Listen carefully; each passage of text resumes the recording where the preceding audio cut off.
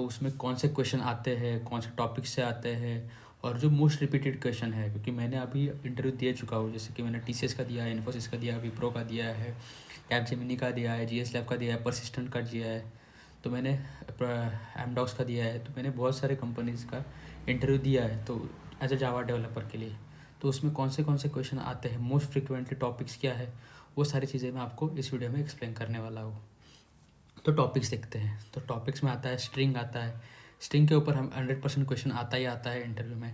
उसके बाद exception handling हो गई, उसके ऊपर भी 100% क्वेश्चन आता है।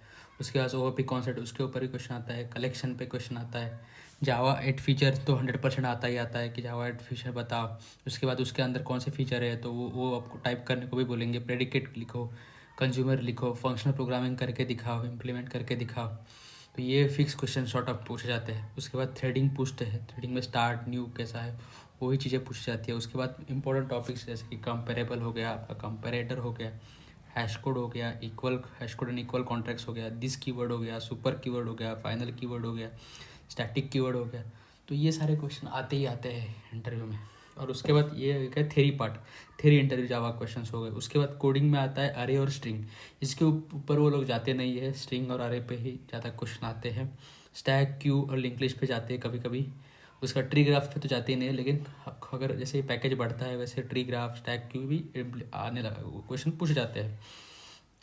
या फिर उसके बाद स्निपेट ऑफ कोड होता है और आउटपुट गेस करने को बोलता है। जैसे कि इफ़ के अंदर ब्रेक लिखा तो आउटपुट क्या होगा, वाइल 1 लिखते हैं तो का क्या आउटपुट आएगा। तो ऐसे उनका फिक्स सेट ऑफ क्वेश्चन होता है। उसके बाद प्रिंट एलन में आस्की कोड प्रिंट करके दिखाया तो ये क्या आउटपुट आएगा। तो ये सारी चीज़ें आते हैं इंटरव्यू में। तो ये बेसिकली ये मोटो है ये। तो ये इस अभी मैं आपको अब अपने आपको टॉपिक बताए ये सारे, तो उसमें से मैं इस वीडियो में स्ट्रिंग टॉपिक कवर करने वाला हूँ। जो भी आपको स्ट्रिंग के बारे में क्वेश्चन पूछ जाते हैं तो वो ठीक है, विथ आंसर भी आपको मैं बताऊँगा डिटेल में, डोंट वरी। उसके बाद आता है वाई। तो उस पहला ही क्वेश्चन आता है why string is immutable in nature. तो स्ट्रिंग इम्यूटेबल इन नेचर है क्योंकि because of security, synchronisation and concurrency, caching and class loading. इसकी वजह से स्ट्रिंग ये इम्यूटेबल होती है। और ये एक स्ट्रिंग का फ्यूचर भी है। इम्यूटेबल मतलब क्या, ABC, अगर आपने ABC लिखा और उसके ऊपर कुछ भी स्ट्रिंग ABC लिखा और उसको मॉडिफाई किया कुछ भी लेटर्स, तो एक नई स्ट्रिंग क्रिएट हो जाएगी। वो स्ट्रिंग नहीं रहेगी, एक नई स्ट्रिंग हीप में क्रिएट हो जाएगी। तो वो बेसिक चीज़ है। उसके बाद question number 2, string S is equal to new string ABC, how many object it will create. तो ये क्वेश्चन मेरे को ऑलमोस्ट सारे इंटरव्यू क्वेश्चन में पूछा गया था कि string S is equal to new string ABC, ये सेंटेंस लिखने के बाद कितने ऑब्जेक्ट बनेंगे। तो इसका आंसर है 2 ऑब्जेक्ट बनेंगे। एक क्योंकि हीप में एक हीप में बनेगा और दूसरा भी हीप में ही बनता है, लेकिन हीप के अंदर स्ट्रिंग कांस्टेंट पूल एरिया होता है तो उसके अंदर वो क्रिएट हो जाएगा। ऐसे 2 ऑब्जेक्ट क्रिएट होते हैं। तो ये इंपॉर्टेंट क्वेश्चन है। उसके बाद question number 3, string S is equal to PQR, how many object it will create and can you explain me the working of the string constant pool area. तो string S is equal to PQR करते हैं तो एक ही object create होता है, वो भी string constant pool area में। मतलब S PQR को पॉइंट करेगा, वो PQR स्ट्रिंग लिटरल कहते हैं उसको, वो स्ट्रिंग कांस्टेंट पूल एरिया में रहती है। अभी स्ट्रिंग कांस्टेंट पूल एरिया का वर्किंग बताओ। तो स्ट्रिंग कांस्टेंट पूल एरिया का वर्किंग ऐसा है कि देखो, अगर आपने S is equal to PQR लिखा तो स्ट्रिंग कांस्टेंट पूल में PQR बनेगा। उसके बाद आपने अगर नेक्स्ट स्टेटमेंट पे लिखा S1 is equal to PQR, तो अभी क्या होगा, स्ट्रिंग कांस्टेंट पूल एरिया में सर्च होगा कि PQR पहले से प्रेजेंट है कि नहीं। अगर वो प्रेजेंट है स्ट्रिंग कांस्टेंट पूल एरिया में तो नया ऑब्जेक्ट भी उसी को ही पॉइंट करेगा। तो ये basic string constant pool area का मोटो है। मतलब जैसे कि आपने कोई स्ट्रिंग लेटर थोड़ी सी भी चेंज हो गई तो एक नया object string constant pool area में बन जाएगा। लेकिन अगर सेम ऑब्जेक्ट होता है तो सेम स्ट्रिंग लेटर होती है तो वो उसी को ही पॉइंट करेगा, नया ऑब्जेक्ट नहीं बनेगा। तो इससे मेमोरी सेविंग होती है। तो ये भी आप पॉइंट उसमें ऐड कर सकते हो। Question number 4, S1 is equal to ABC, S2 is equal to S1 dot upper case, how many object it will create. तो इसका आंसर है कि एक ही ऑब्जेक्ट क्रिएट होगा। S1 is equal to ABC के टाइम पे एक ऑब्जेक्ट क्रिएट नहीं, इसका आंसर है 2 ऑब्जेक्ट क्रिएट हो गए, sorry. S1 is equal to ABC एक ऑब्जेक्ट क्रिएट होगा, और ABC का कोई भी चीज़ मॉडिफाई करते हो तो मैंने आपको बताया था कि स्ट्रिंग कांस्टेंट पूरे में एक और ऑब्जेक्ट क्रिएट होता है। तो S2 के लिए एक और ऑब्जेक्ट क्रिएट हो जाएगा ABC करके, वो भी कैपिटल में, स्ट्रिंग कांस्टेंट पूरे एरिया। तो 2 ऑब्जेक्ट क्रिएट हो जाएंगे, ठीक है। Question number 5, S1 is equal to new string ABC, S2 is equal to ABC, तो how many object it will create. तो S1 ऐसे बताया, न्यू कीवर्ड यूज करेंगे तो 2 ऑब्जेक्ट क्रिएट करेगा, एक हीप में और एक स्ट्रिंग कांस्टेंट पूल एरिया में बनाएगा। अभी S2 क्या करेगा, जैसे कि स्ट्रिंग कांस्टेंट पूल एरिया में ABC पहले से ही प्रेजेंट है, तो ये इसको पॉइंट करेगा, यहाँ पे 0 ऑब्जेक्ट बनेगा। S2 स्टेटमेंट में 0, सेकेंड स्टेटमेंट में 0 ऑब्जेक्ट बनेगा, पहले स्टेटमेंट में 2 ऑब्जेक्ट क्रिएट हो जाएंगे। क्वेश्चन नंबर 5 है। तो ये इसका एक्सप्लेनेशन है, मतलब आपको स्ट्रिंग कांस्टेंट पूल एरिया आता है एक्सप्लेनेशन के लिए, तो ये क्वेश्चन आपको आ जाएंगे। और मेरे को ये TCS में पूछा गया था, सब में सारी एक्सेंचर में भी यही क्वेश्चन पूछा गया था स्ट्रिंग के बारे में।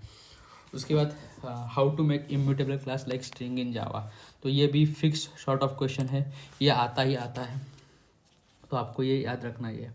तो इसके कुछ स्टेप्स है वो आपको फॉलो करना रहता है। तो पहली स्टेप है, the class must be declare as a final so that child cannot be created, तो क्लास क्या करेंगे, फाइनल लिखेंगे। उसके बाद data members in class must be declare private so that directly access is not provided allowed, मतलब data members है वो सारे प्राइवेट करेंगे तो डायरेक्ट एक्सेस उसको नहीं होगा। Data member in a class, step 3, पहले हमने 2 स्टेप देखे, अभी तीसरा step, data members in a class must be declare as a final so that we can't change fine value of it after object creation, तो हम लोग उसके object की वैल्यू नहीं क्रिएट कर सकते, इसलिए हम लोग फाइनल लिखेंगे।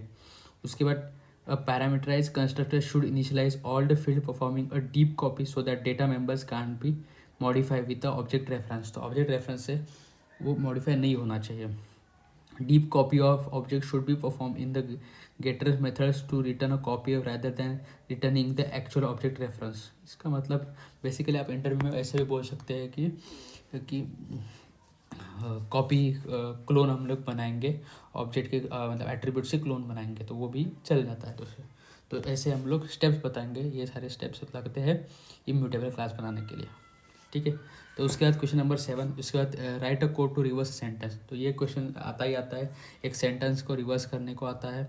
उसके बाद वर्ड को भी रिवर्स करने को बोलेंगे और बोलेंगे पैलिंड्रोम है कि नहीं चेक करेंगे, तो वो सारे क्वेश्चन नंबर 8 भी ऐसा ही है, reverse each word in a sentence word कब बना के मिलता है, तो वो सारे वर्ड्स को रिवर्स कर दो, ये भी पूछा जाता है। उसके बाद question number 9, check whether string is palindrome और नॉट, स्ट्रिंग पैलिंड्रोम है कि नहीं, उसको रिवर्स करके हम लोग देखेंगे कि जो एक्चुअल और जो रिवर्स करके स्ट्रिंग सेम है कि नहीं, अगर सेम होती है इसका मतलब ये पैलिंड्रोम है। तो ये एक क्वेश्चन आता है, make every words beginning letter as a capital letter, तो सेंटेंस का जो भी सेंटेंस में अगर लक्ष्य से हाई आई एम जय, तो हाई आई एम जय, सो हाई का H कैपिटल, आई का I कैपिटल, M का A कैपिटल, जय का J कैपिटल, तो ऐसे बना के दो। तो ये क्वेश्चन, ये इसका कोड लिख के दो, ये कोड आता है।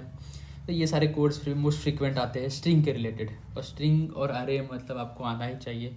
मैं बोलूँगा लीड कोड सॉल्व कर सकते हो तो कर लो, क्योंकि वो भी इंपॉर्टेंट है। इजी क्वेश्चन ही उठाओ, ज़्यादा डिफिकल्ट क्वेश्चन नहीं आते हैं मेंसेस में, तो आप वो कर सकते हैं।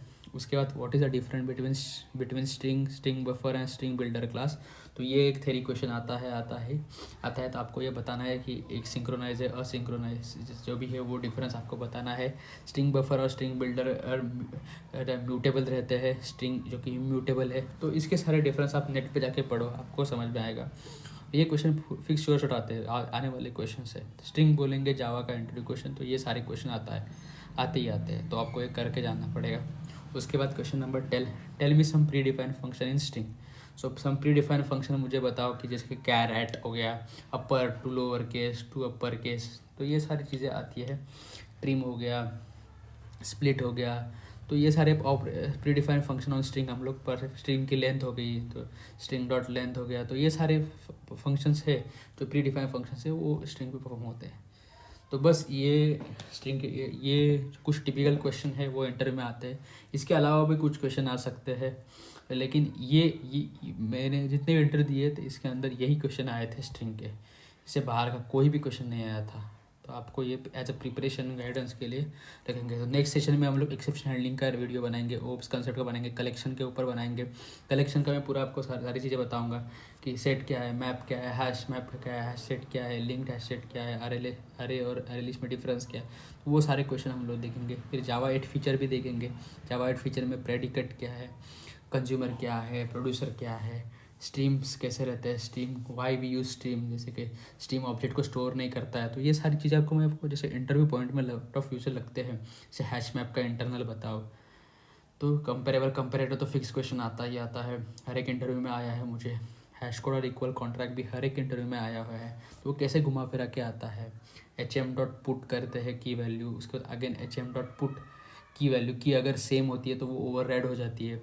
तो वो सारे क्वेश्चन आते ही आते हैं, टिपिकल क्वेश्चन है, वो हर एक इंटरव्यू में आए पूछे जाते हैं। तो मैं आपको वो सारे क्वेश्चन आने वाली सीरीज़ में बताऊंगा। फिलहाल तो ये सारे क्वेश्चन का नोट बना लो, और ये स्ट्रिंग के ऊपर क्वेश्चन आता है तो आपके इंटरव्यू के 5 मिनट्स तो सक्सेसफुली आपके आंसर देने में चले जाएंगे। तो this is it from my side. अगर आपको कोई क्वेश्चन में ऐड करना है तो कमेंट सेक्शन में ऐड करो, मैं उसका आंसर दूंगा, या फिर आप इंटरनेट पे जाके उसका आंसर ढूंढ लो। ओके।